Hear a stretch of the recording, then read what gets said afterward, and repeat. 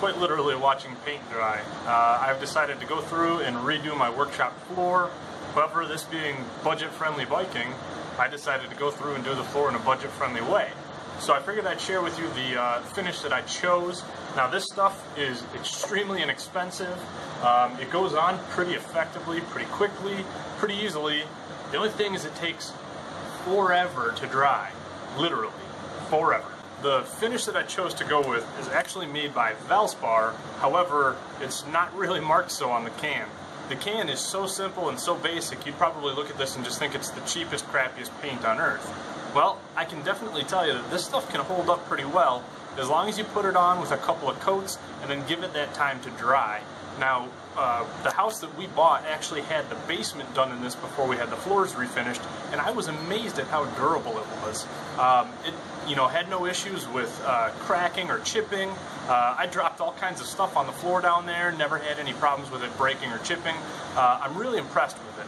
Now, the one thing I can say is I did the first coat on the floor last night at about 7 o'clock. It is now about 4:30 in the afternoon the next day, and it's still kind of tacky. Now, I'm hoping by the end of the day, probably 7, 8 o'clock tonight, I can go through and put my second coat on, and then I'll be able to put in my fancy little color chips. And these just give you a little bit of grip when you're walking on the floor. They also give you a little bit of color, and they can hide some of the imperfections on the floor, chips, dings, dents, and cracks.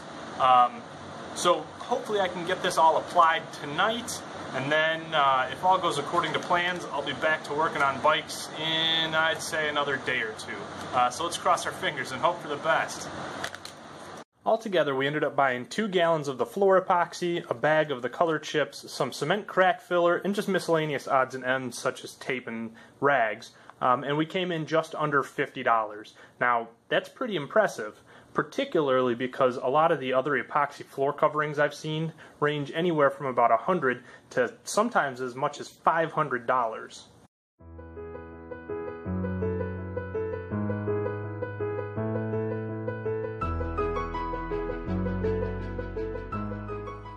It's day 3 of our project, and as you can see behind me, the floor is finally finished. Now, although this is not a very labor-intensive project, it's definitely a time-consuming project, just because you've got so much time in washing the floor, then letting it dry, then painting the floor, then letting it dry, then repainting, putting on your color chips, and then letting it cure for a few days. And that's really the key to making sure that this floor is really successful, that it'll actually offer some long-term protection. So as you go through and you refinish the floor, just make sure to give it that extra little bit of time so that it's nice and hard before you start moving all your workshop equipment back in.